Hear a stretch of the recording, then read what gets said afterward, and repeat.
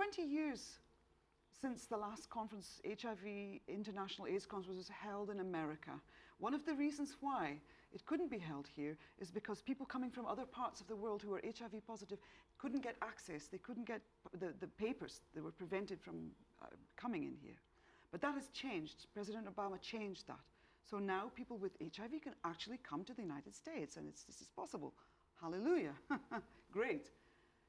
Now that it's almost like a full circle, you know. It's like we were back in the 80s, and we're looking at the memorial quilt that was made with thousands of people's names. 96,000 names on that quilt. We don't want to see the quilt get any bigger. We want to see those patches start to reduce, not going that way. And once again, every time you have a global AIDS conference, the people who are tireless campaigners are coming together, and they get reinvigorated, even if they're only speaking among themselves. But really, the voice needs to go to power. It needs to go to the people who can make the changes at a legislative level. You talk about the people who are now allowed into the US to get a visa because of the lifting of their HIV travel ban, but there is a parallel conference taking place as we speak over in Calcutta, India, a sex workers conference, because they weren't allowed in by legal restrictions. Have we really come full way? How do we make sure that nobody gets left behind, whether it be men who are sex with men, whether it be young people, whether it be injecting drug users, whether it be sex workers? How do you make sure that not only no one gets left behind, but that everybody is embraced together? Well, looking at social change and political change and the way that people's views have evolved over the years, some miraculous things have happened. You know, if I look back into Victorian history, you know, and how the sort of views of people in those days, it's to do with the knowledge that they have. And so we're living in a time where we can share knowledge. It's very, very open to us. And I think this is can be two things, can be a power for the good and can also be a negative power. But I believe that change is always possible. We tend to think nothing's possible. It's a very strange thing, because actually things are evolving and changing all the time.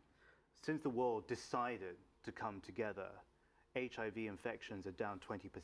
AIDS-related deaths are down by even more, a quarter.